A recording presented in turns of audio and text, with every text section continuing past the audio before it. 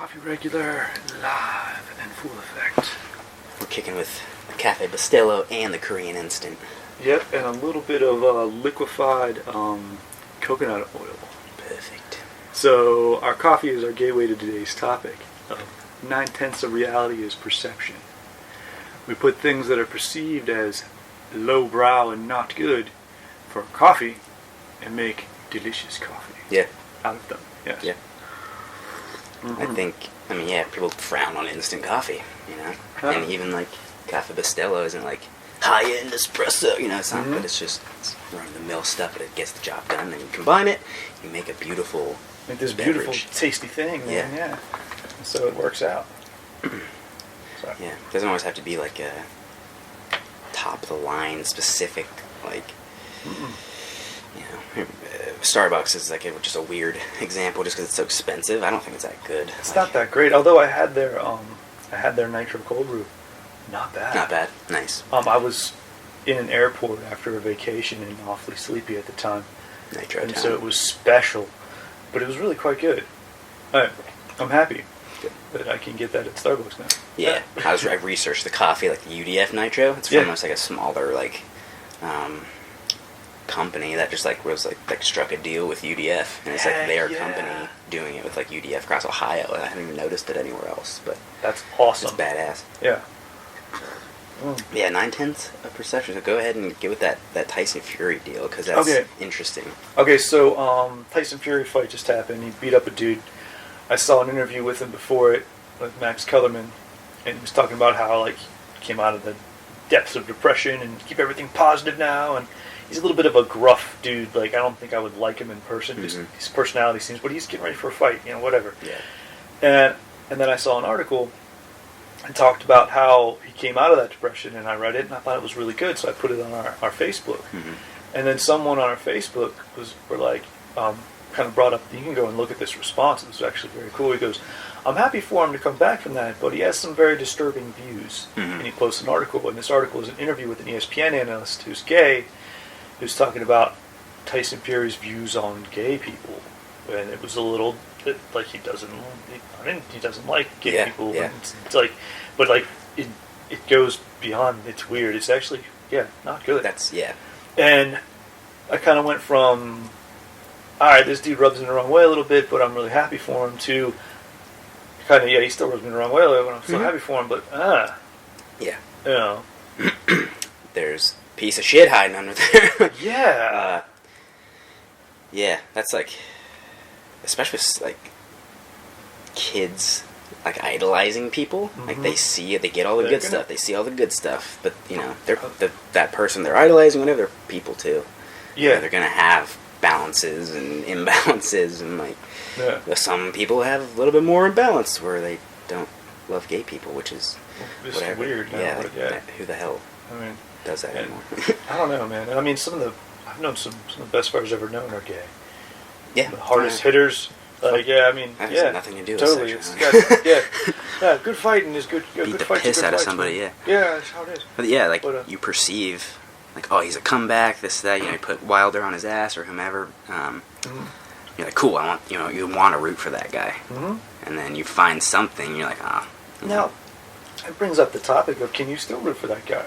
You want him to be happy. Maybe that now he's more positive. Maybe he'll open up, come around. Maybe he'll, open up, come around. Maybe he was just a really negative dude, and he built that in his head. And then now he's really actively no, keep it positive.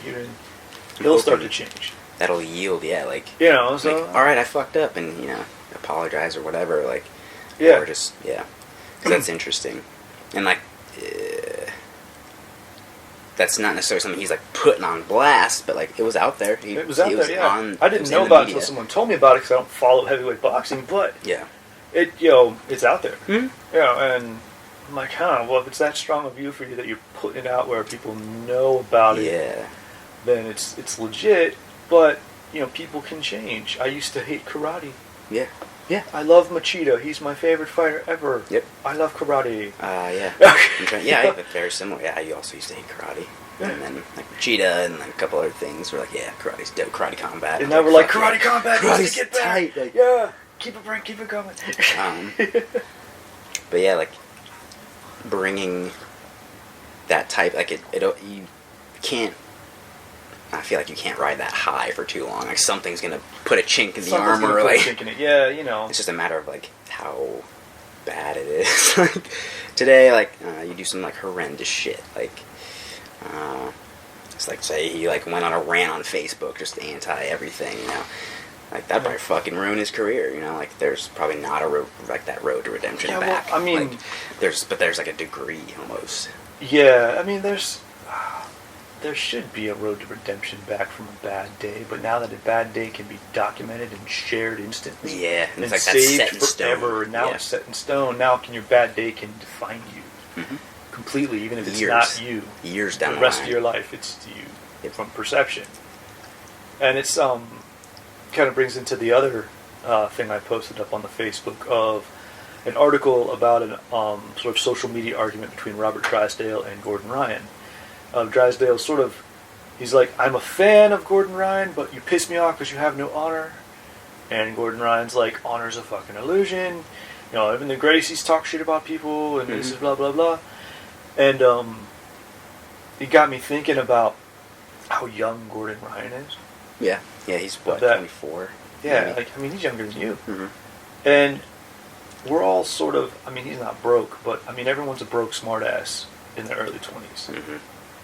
And we're all know-it-all dicks in some way or another. Somewhere. Like, very much that happens when you're that age. That's where you can grow and look back and be like, oh, I was a dick then. Yeah, I kind of fucked that up. I know, and then you still, like, you know, still you're a good person.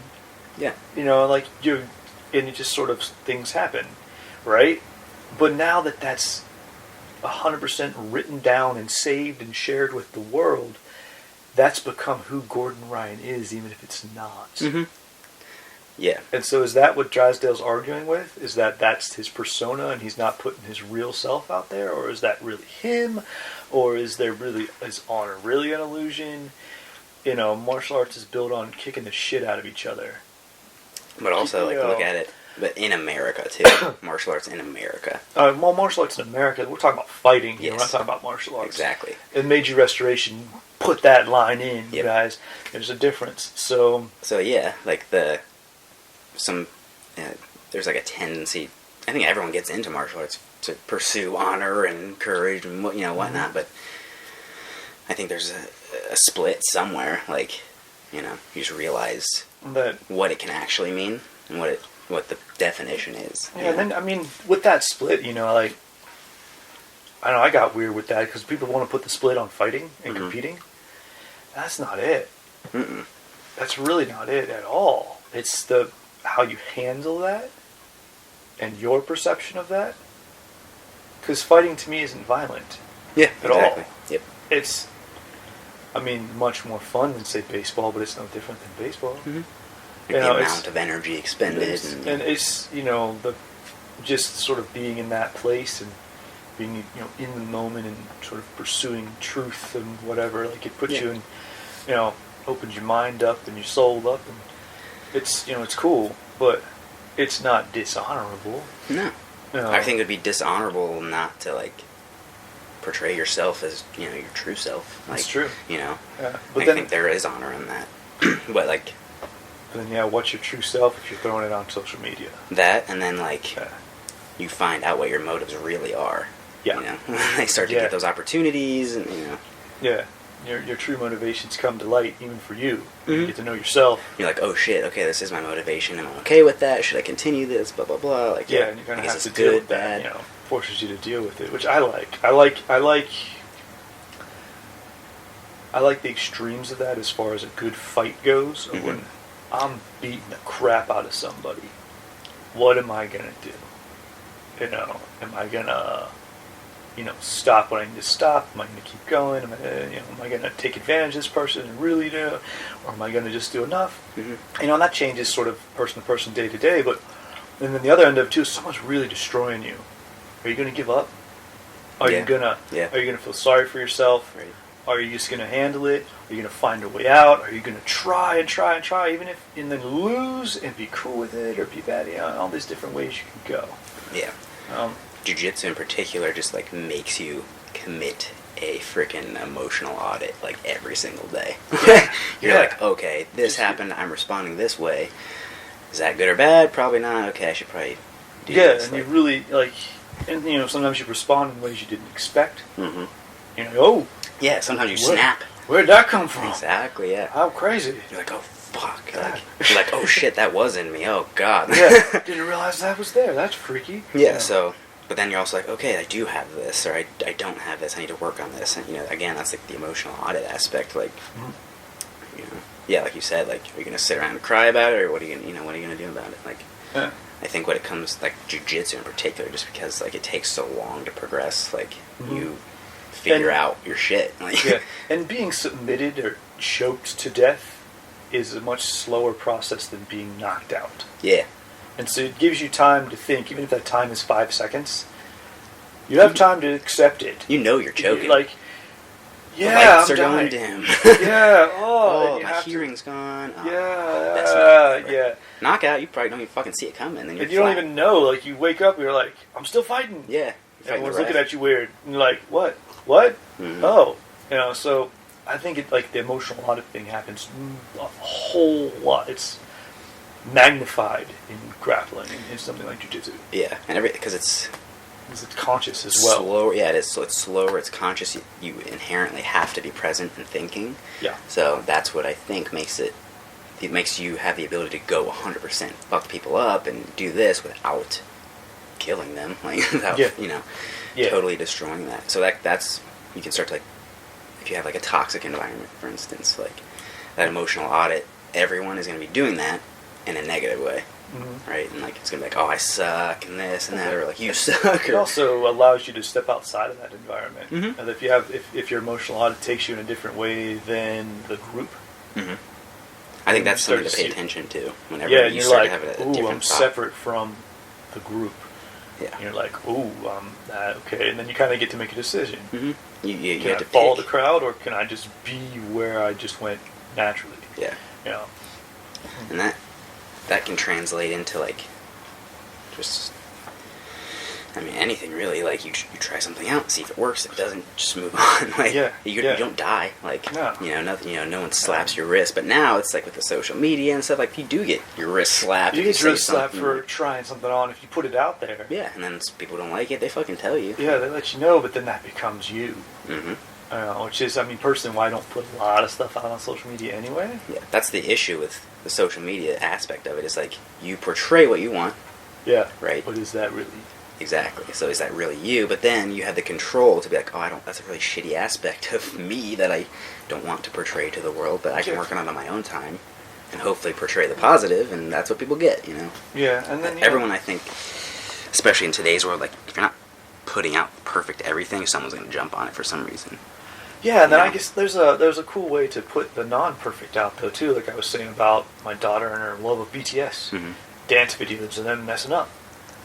You put it out there in a way that says, I'm human, I worked on this. Yes, absolutely. I'm getting better without being negative or being, you know, and people, I mean, everyone's going to jump on something. That has nothing to do with social media. That's just people. That's human nature.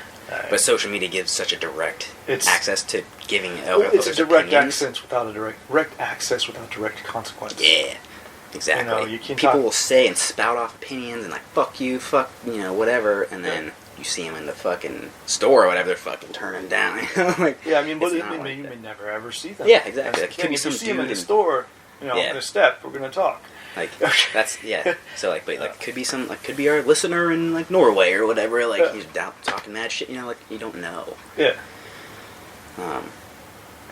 But with, like, the social media aspect, it just gives you such a quick way to respond. So you respond emotionally to a lot of things, I find, like, especially, like, people, you see it all the time in my comment sections, like, this, fuck you, oh, sorry, my bad. Yeah. Like, I didn't know that.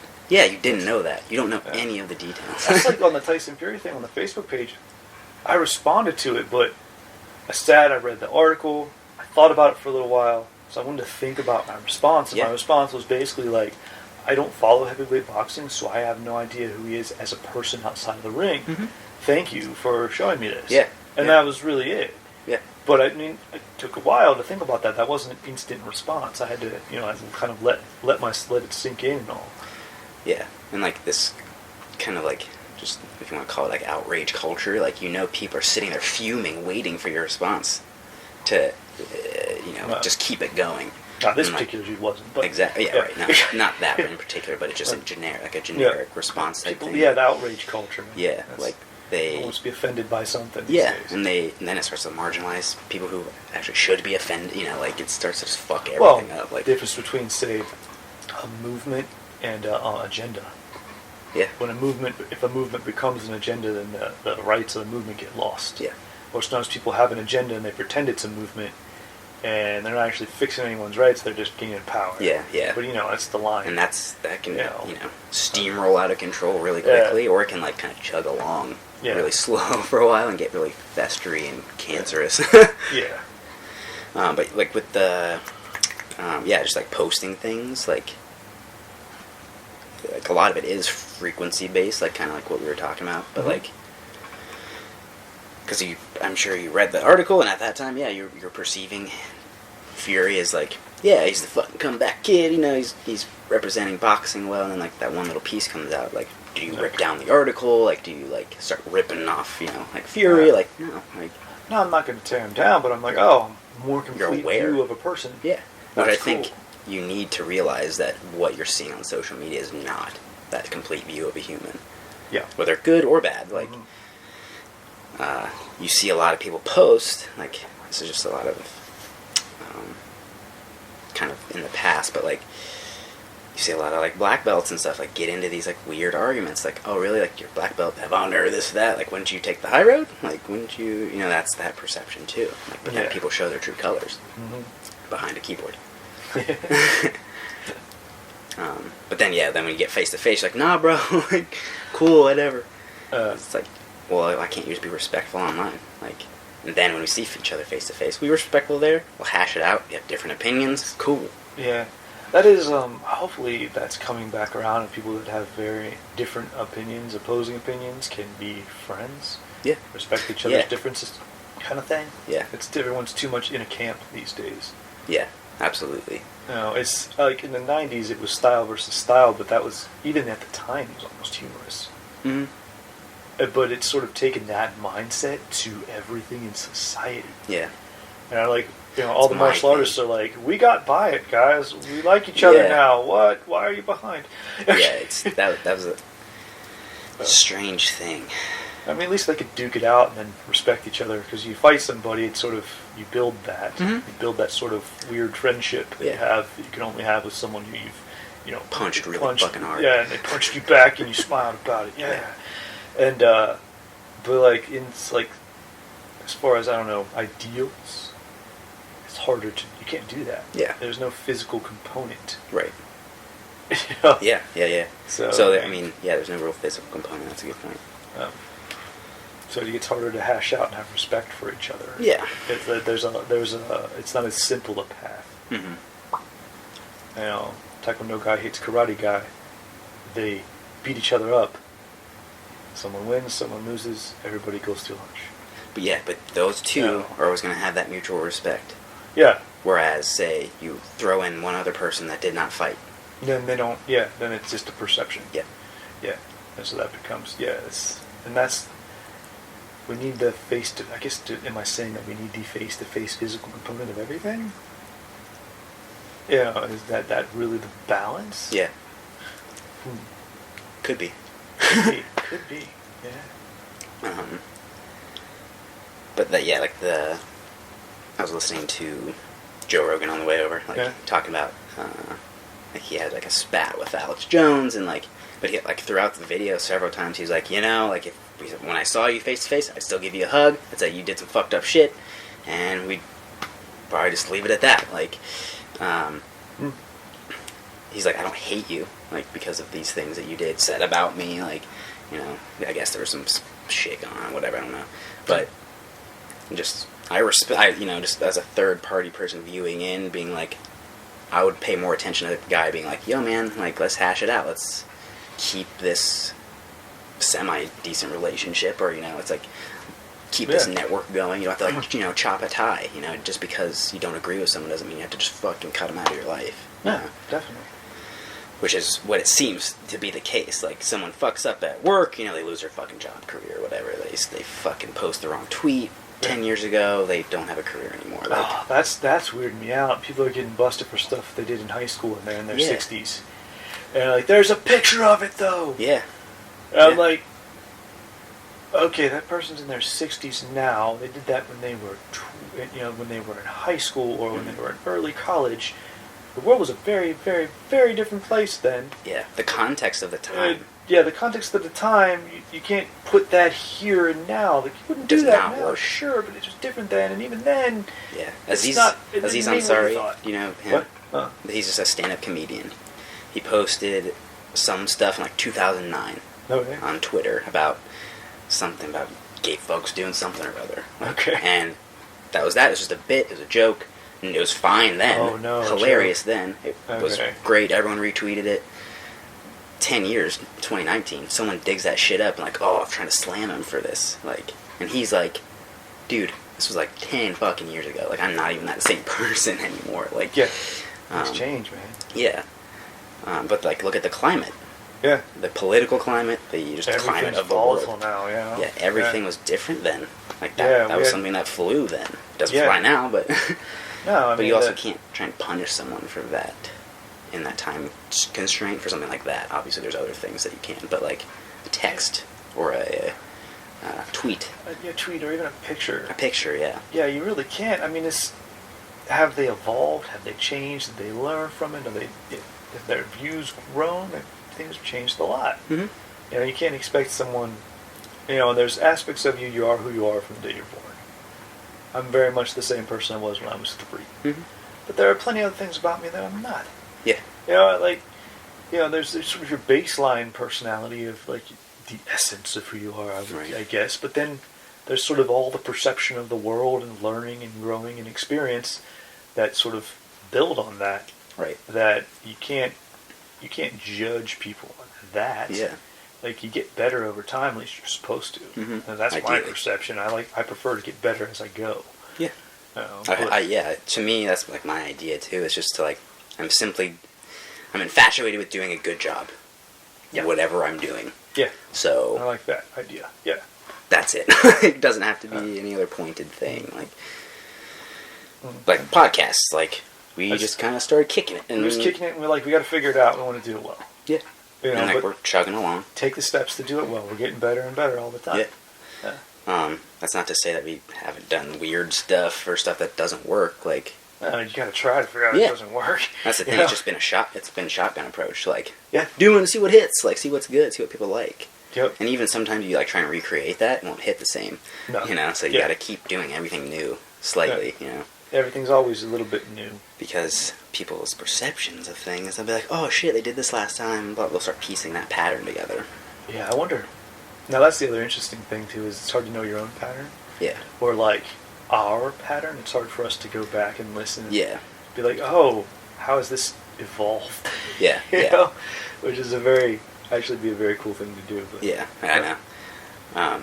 But I know it's like, based on how I feel sitting here, it's entirely different than when we started. Oh yeah, so, like, much more comfortable. You look at that on that kind of scale. Like, we've been doing this for like a year, probably. Yeah. So like, the first couple times I was like, what the fuck? Like, weird. And then it's like, okay, and then you get comfortable. Then we kind of find our groove. Yeah. I think people don't give other people enough of a chance or leniency or anything to find their groove.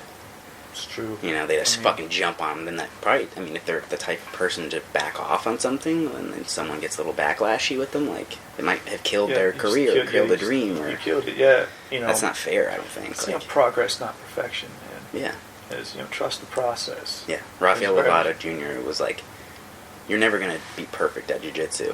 This is all the pursuit of perfection without knowing perfection isn't going to ever come. Yeah, and she still grab it. When that's always been my favorite thing about martial arts, is that I can't be perfect. Yeah. It means I can always be better. Yes.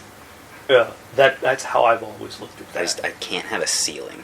Yeah, if there's no perfection, there's no ceiling. But it's also a perception.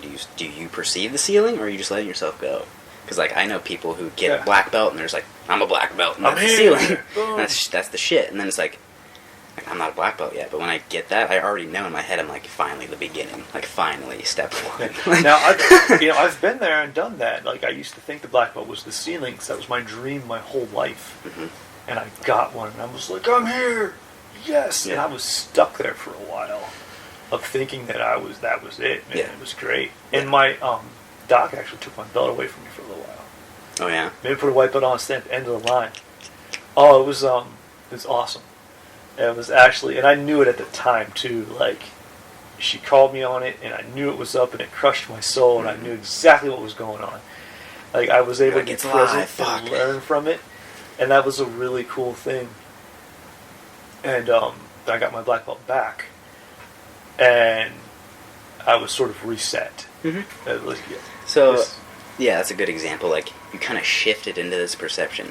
That was yours and this, but then your professor shook you back down and brought you back into the real... No, here's where you're really at. Yes, you accomplished your lifelong goal, but guess what? It's just starting. You're just starting. Like, you're going to be so much better than what you are right now. Don't think this is the top. So do you think, like, it's important for yourself... I think it's important to, like, give yourselves channels. Like, do you think having a perception like that can... Like, obviously it like hindered things a little bit, but ultimately it gave you a bigger lesson, a bigger thing. Like, yes. Do you think that type of like, shifting into things and then using the bad, quote unquote, to shift into something more positive, like, if given the opportunity, yes. I think it's a great way to do it because I got pieces together. In general, human beings learn because of hardship. Yeah. Watch a baby learn how to walk. They fall down a ton. They fall down, and sometimes they get frustrated. Mm-hmm. Or they try to, like, play with a toy. Like, my daughter was a little tiny baby. She was trying to put something together, and she couldn't do it. And at one point, she was just pissed. She threw it down. Went, ah! Yeah. And then went back to it and figured it out. Yeah. And... you kind of, if that's just sort of how you learn and how you grow, if you need that friction to get better, then having an ideal to chase, catching the ideal, thinking that's the top, and then having someone say, no, it's not the top. Yep. Look. Yeah. There's higher bits. Yep. And like having that emotional breakdown of, I thought I reached everything I ever wanted, and it's nothing. Yeah. And then realizing that, it's just another step. Perfection's impossible. That means you can always get better. Yeah. Cool. Yeah. So pulling that from martial arts has helped me tremendously, like, in life. Yeah, tremendous. Just, like, so much. Because, like, I'm anxious as fuck, and I'm like, oh shit, am I gonna have to, like... just whatever. Like, my brain just goes fucking bonkers. Yeah, you just go nuts. Yeah. Shifting, realizing that, and, like, realizing how I learn, and this, and all sorts of self-awareness bits, but, like, that kind of teaches you to reel shit in. Like, like, I have a temper, and I'm anxious, and this and that, like, and I've fucking blown up, and this and that, but that kind of shook me into, oh, dude. Ooh, yeah, me too. I'm one of those people that if you actually piss me off, dude, it's crazy. Fucking rampage. Yeah, I'll flip tables, like, I'll get fucking insane. Yeah, it happens very, very rarely, but I I flip the fuck out. You actually make me mad? Ooh, it's bad. Something is cooking. So, but then sometimes that type of just realizing, like, oh shit, I don't want that to happen in this situation. Like, it might be okay in this situation, or got by with it, but I cannot have it happen here. Like, to have that happen then, and you realize how it builds. Yeah. And you start to see the cues. Oh, there's gonna plant. There's gonna. Yeah. And you're like, oh, okay. I need to squash that now. Yeah. Before it blows festers up. in terms of this thing. And like, oh, okay. And I've really I have worked on that a lot throughout my life. Yeah. And especially say even in like the past 5 years. Yeah. Oh yeah. It's something I've really probably 5-6 years or so. I've really been able to been like, oh, this is what pisses me off. And this is what bothers me, and it's with other people and with myself and with situations, and I've been able to boil everything down to sort of what can I control versus what I can't control. And I don't know, was the Enzo Gracie thing out now, the FODACY? Mm-hmm. Yeah. If there's a problem that you cannot fix, then there is no problem. And I've very much kind of come to that, and I've been able to get like really like minute root things, like, oh, that was where this started. That made this thing years later blow up. Yep. And I thought, oh, okay, well, there's nothing I can do about that. I don't like it. It bugs me. I want to fix it. I know how to fix it, but I can't. Mm-hmm. So that's not a problem. Yeah, yeah. And like, I've realized a lot of things in my life that mindset, that I want to fix everything. I want to take care of everybody. I like to solve problems and find paths and have protocols. And that's what gets us, you and I, that we share that. So that's that's what's gotten me in trouble. Yeah. Like, to keep others happy and help other people. I'm not saying you shouldn't help other people, but like you can't. It's the airplane thing. You can't fucking help out anyone else if you're passed out and dying. You gotta take care of your shit first. Like, it's come back to that a lot. My training has changed, and like I've always trained and I've always been really focused on that. But then my training was always very much geared toward combat. Yeah. Application. Mm-hmm. And the back end was like enlightenment. Yeah. And that's sort of shifted. Yep. But now it's been very much I'm take care of myself so that I can take care of others. Mm-hmm. But then take care of others has shifted a lot too, of that you realize, you're gonna run into walls, and even if you have a solution, people don't want the solution. Don't worry about it. Yeah. Be there. A younger me would like take something like that very personally, and I'd feel like slighted or something. Like now, it's like, you know what?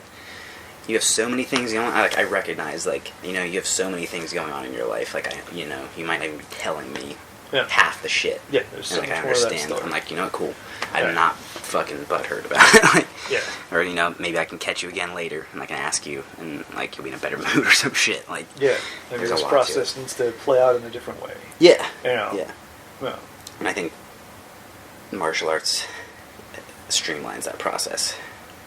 Because it gives you opportunity to practice it under stress. Under extreme stress, and have different avenues. Try multiple solutions and really figure out how those fit into, and it gives you a lot of practice.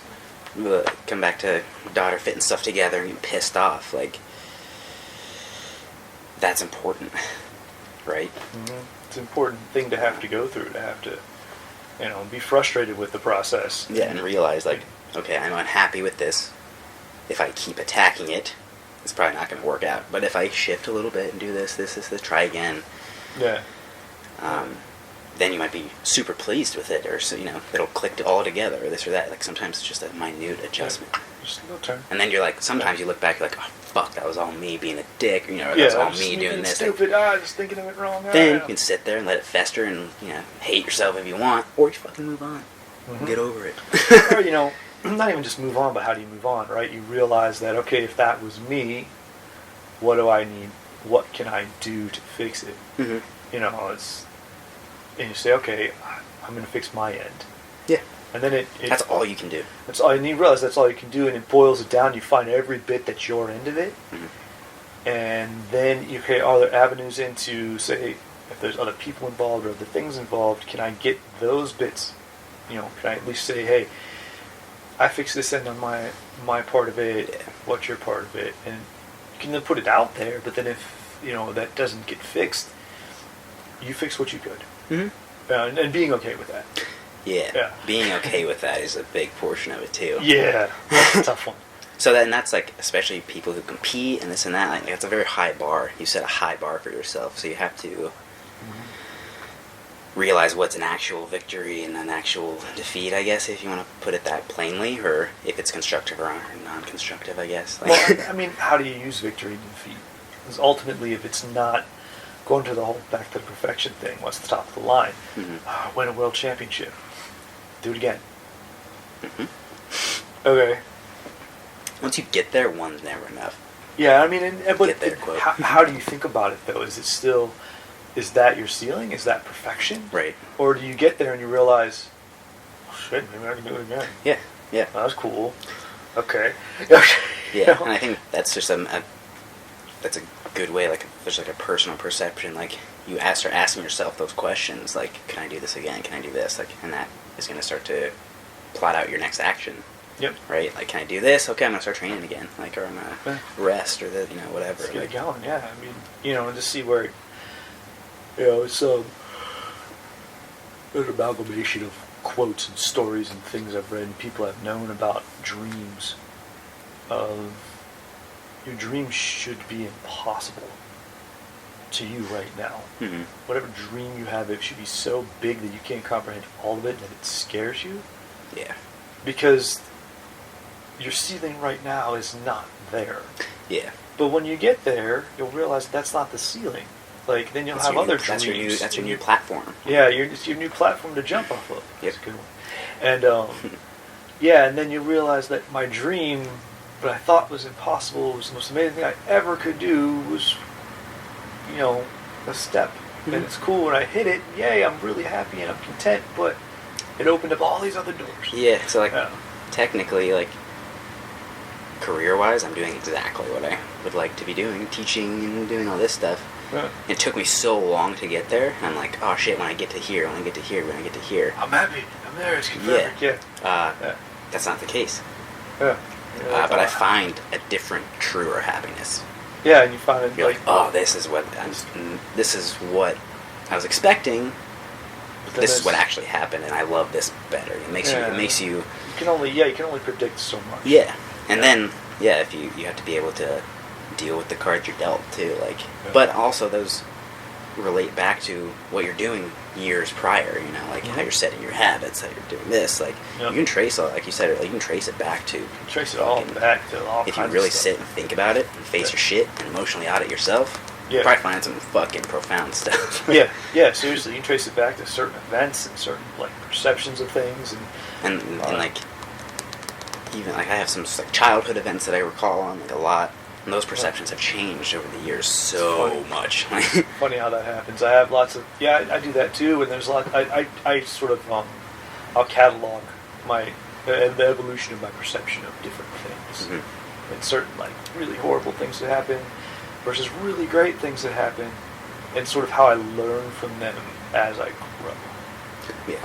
How I thought about it when I was when I was 19, versus how I think about it now. And how there's a fucking hilarious Chappell sketch, Dave Chappell sketch. I love that. It was 18-year-old Dave, 24-year-old Dave, and 30-year-old Dave. So he's 18-year-old Dave was this wacky fucking, he's basically a pussy. He's just wanting to date this girl and marry her, and then he's let's see how 24-year-old Dave would handle this. And he's just smoking a ton of weed. He's hey, smoke weed every day. And then the next one, he's responsible homeowner and father and stuff like that. And then it just comes back. He's who got that part? Talking to a movie guy. He's Nick Cannon.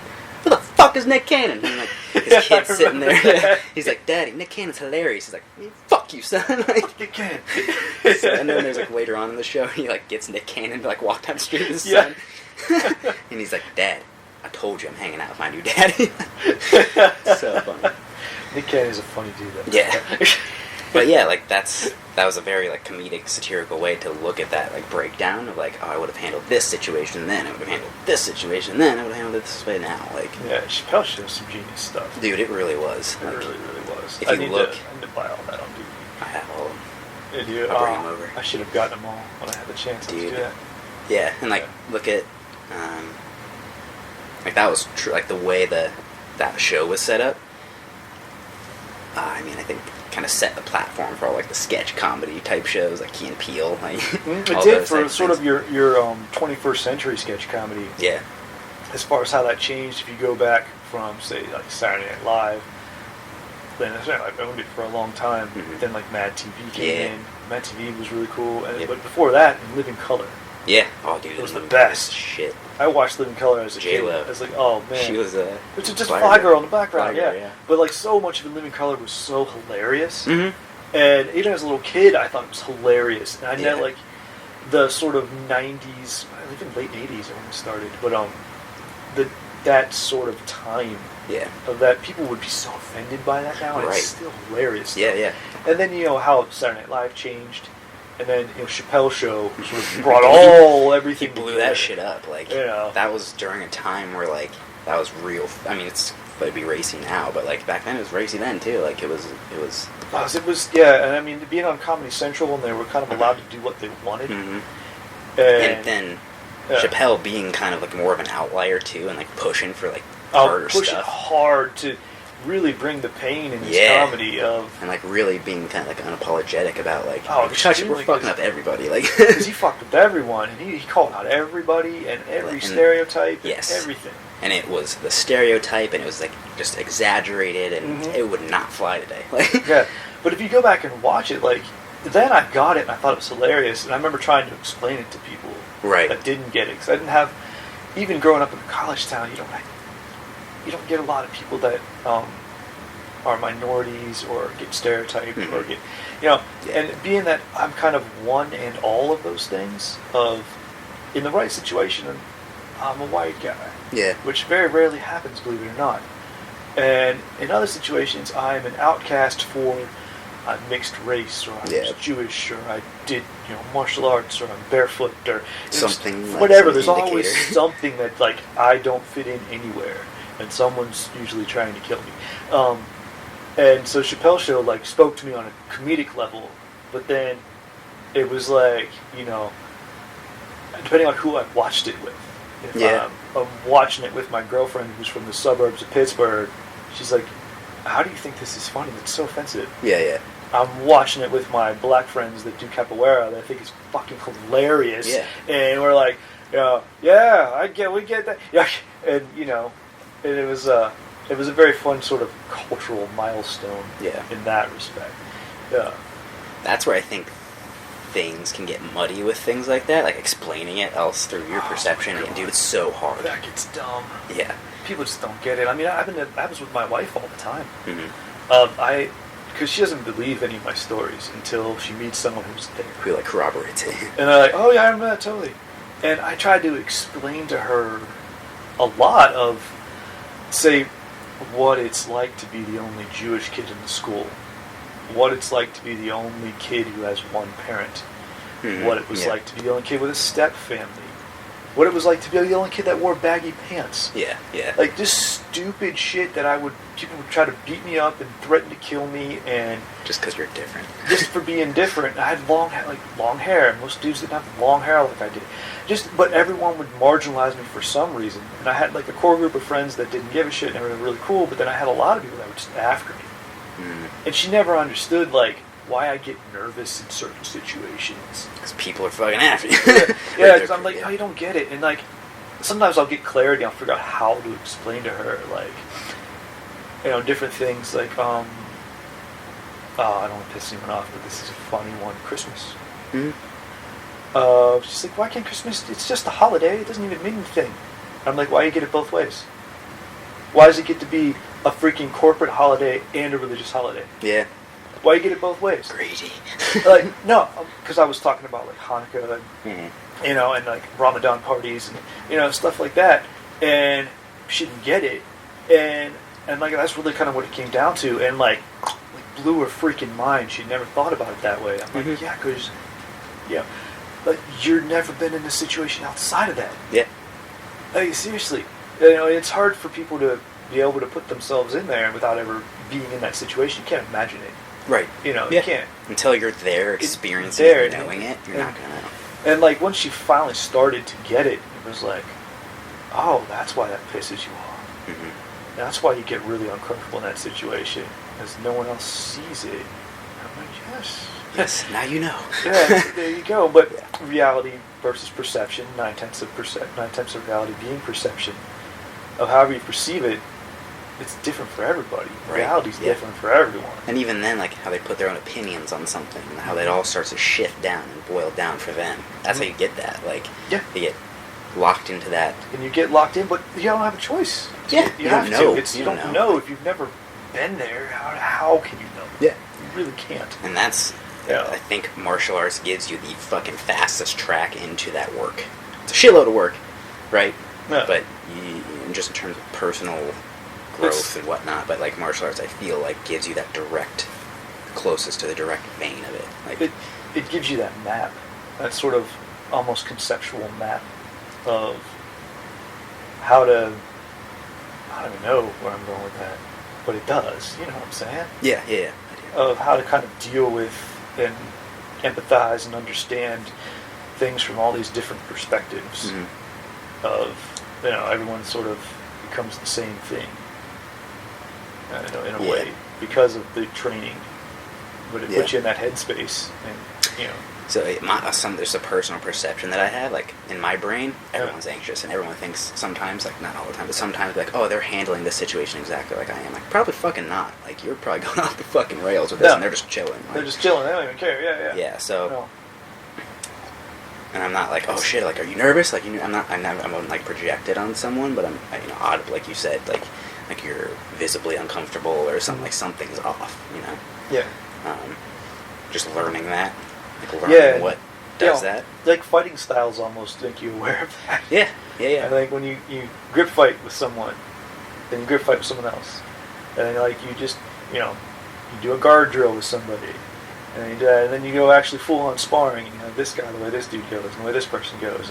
And it's all different. You get to directly be exposed to different approach to the same thing. Mm-hmm. Yeah. But you'll get 10 different ways in one class. Yeah. With 10 different partners. Yeah. So that's 10 different partners for you too, but like think about it on the other side, like in my brain, I'm like, I don't want to be like, oh, I know Cheney's this, that, and whatever. He's just going to do those things. I'm going to be trying to like do fluidity, weirdness, and just make it not the same. Mm-hmm. Like I tell people a lot, like I'll tell you to do this move, but a lot of it's going to be based on how they're reacting, how they're this, that, whatever. It's going to be. Yeah, and that's going to be totally different. So you get the bulk concept. Yeah, they learn how to do that, how to have the bulk concept. Going back to like what we were talking about, how Sean Daughtry teaches. Yeah. Oh, I love his spontaneity. Know your goal, and know that there's a bunch of different ways to get to the goal, and that there are certain aspects of proper technique, but they don't have to be done in the same order. They don't have to be done, But they do have to be there somehow. But how to put them there, and know when to put them there. But if you know your final goal, it's a lot easier to be free to find that. Mm-hmm. And I think just sparring, rolling in general, kind of opens you up to that, because then you get to see your perspective and other people's perspectives and how that changes at each time you match up. Yeah. And like, depending on how often you train, it's going to boil down to like you're having a good day, a bad day, fucking they're having a good day, they're having a whatever. Like, and knowing what to do with the day. Yeah. Of good day or bad day, like if you're competing, you got to win. Mm-hmm. Figure it out. The best people win on their worst days because they don't make an excuse, and they say, all right, this is screwed up, I'm gonna go, well, what's my way in? Yeah. Okay. But sometimes that like throw it to the wind attitude gets everything done for you. Not for you, but like just letting it get in the flow and blah blah blah. Letting it happen. Just not dwelling on what you don't have. Yeah. Just saying, all right, well, got this. See what we do. Now I know exactly where I got to go today. There is no questions. Yep. I can't do this. I can't do that. I can't do that. Cool. Now I know what I can do. Yep. Boom. And just but having the opportunity to learn that. Mm-hmm. So people get bogged up on the details. Right. And they're like, well, I don't have this one thing, so it's impossible. Yeah. One of the last tournaments I did, I shifted my brain. I was like, I just want to see how many submissions I can get today. Yeah. Awesome. Got 4 out of 5. So I was like, cool. Like, good, that worked. I was like, okay, that's what I need is something generic, a generic end goal with 1,000 different ways in. Like, yeah. I like mentally that too. what worked for me. Like, because I've had game plans and this and that shit, Yeah. It goes right out, but by perception, I should be a game planner. Right. I can game plan for other people so well. Dude, yeah. Like I can do. That's funny. And like the way I structure things, and I love all my protocols and everything. But as far as like just going to a tournament and fighting somebody, I'm like, just go. Or like teaching, I never game plan. I'll lesson. I just have a skeleton. I have an idea of what's there. What's the general idea of where we're going? What do I need to hit today? All right, that's it. Because that gives people the room to give themselves permission to fuck up.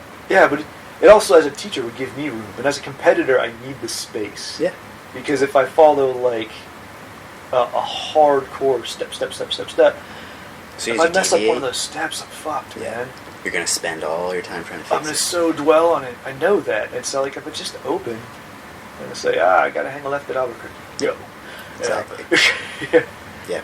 It works a little better, but learn that over time. Yeah. That's interesting.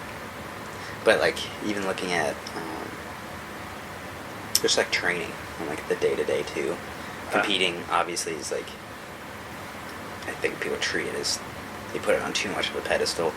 Like, all competitions this, competitions that. It's like, competition is another fucking day of different people and paid for. Competition is part of training. You just pay a little more for it. Right. If you're lucky, you're getting paid to be there. But and you don't give as much as a fuck about that person, so you let them have training it. people you don't care about, really, necessarily.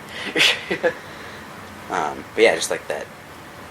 That's just, obviously some people need to have that step-by-step structure, and sometimes when they fuck up, they still have the protocol to fix it, and that worked for them. Cool. That's just shit. That's us not judging on their No, I mean, but function. Find your own way. Yeah. Knowing your way is the big part of it. A lot of times, like, when I'm teaching and stuff, I'm like, I don't care how you get to this certain spot, but once you get here, I would like to see something along these lines. Like, that's finding those benchmarks is a big part of realizing that the space in between the steps is important. It's the rest. And then, finding the way to portray that in a way that people will understand on like a decent scale. Yeah, and I mean that evolves over time. It's tough. That's an experience thing too. You gotta plant the idea in their head. Yep. And let it grow for a long time. Organically. Yeah, because you can't just get it. Yeah. The Korean Instant Coffee was the bomb. It's good, man, but that mixture is cool. Yeah, it's a good mixture. Yeah. Last one, when we did straight Korean, it was almost a little too sweet. Mm-hmm. Cafe Bustelo kind of evened that out. Even the sweetness out, but then like the coconut oil like smoothed it out. Mm-hmm. Like a nice mouthfeel too. Mm-hmm. People always bitch about the consistency of oil and shit in their coffee. I'm like, what? What's what great? Are you saying, man? You're doing it wrong. It's silky. It's delicious. Smooth. Yeah. But like another instance of like 9/10 reality's perception and stuff like that, like when I was in like shitty gym situation, everyone was in that shitty gym situation. Outsiders being like, yo, that's fucked up. You would turn around and be like, oh, you don't understand. You don't understand. It's not fucked up. Yeah. So, but then, realizing that your perception in that closed ring is very fucked up. Like, and then you're like, oh shit, maybe they were right. Like, that was fucked up. Yeah. But then, I don't know, like, one more step to that is, like, when you start to realize it was fucked up, you kind of try to hold on to the fact that it wasn't. Yeah. Like, no, but it was good. But you're like, no. Right, but these good things happened here, and here. It's like, yeah, but also these bad things happened here, and here. Then you ignored it. Yeah, so, like, you took good stuff out of it because you're you. Mm-hmm. You found it. It didn't happen for a reason, and it wasn't good. It just you just found some good. Yeah. Like, a lot of bad things happen there. A lot of bad things happen to people, and they didn't. Yeah. But that's an emotionally tough thing to deal with. Like, when you devoted your whole life to some shit. Oh, yeah. And then it broke down, and you realized, like, I contributed to that. And, Yep. And like, that was bad, and ooh. Yeah, and that's a really good example of like a very thick emotional audit. Like, you're realizing like, oh fuck. Yeah, I did this person did that, whatever. Like, like this happened because of it. Yeah, it can. I understand like why people like really start to dig into like a deeper hole sometimes. Like, it's hard to get out of. Yeah, when you can't, I don't know, be able to take responsibility for your actions. And being okay with it. Not just responsibility, but being like, I made a mistake. Yeah, and like not... I learned from the mistake. It did not define me. Can I move on from that? Because sometimes, that's you. Yeah. That's who you define yourself as. Mm-hmm. And then you realize there's a chunk of it that was really wrong. Mm-hmm. And, like, didn't work and just made bad things happen for you. Yeah. And then you have to, like, let go of that and, sort of... Absolutely. Remold that bit of yourself. That can become very difficult. Yeah. Yeah. You can see why people get stuck. Oh, yeah. I understand for sure. Yeah. But... Well, thank you, couple of articles on Facebook. Yeah. Sparked some crazy shit. Yeah, man. Cool. I mean, that's, it's very inside of our umbrella in terms of, like, fighting and stuff, but there's so much of that going on everywhere. Like, so it's, like, obviously, pertains to our stuff, but it pertains to fucking everybody. Everybody, like, yeah. Somebody's doing something, and yeah, someone's perceiving it wrong or differently or whatever. Yeah, but realizing there are lots of perceptions out there, and everyone's reality is not your reality. Mm-hmm. Yeah. And where all our collective delusions are. But then also respecting that. Yeah, but being cool with it. Yeah, be cool with it. Yeah, you're fine. Yeah. You got you, I got me. Sweet. Another something I tell my kid all the time is other people's opinion of you is none of your business. Yeah. And your opinion of them is none of theirs. Yeah. And you live like that.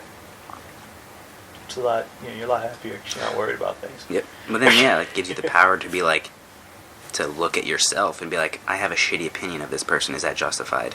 Okay, no. No. Yeah. Or yes. Say, or yes, and yeah. And then you say, but you don't have to share it.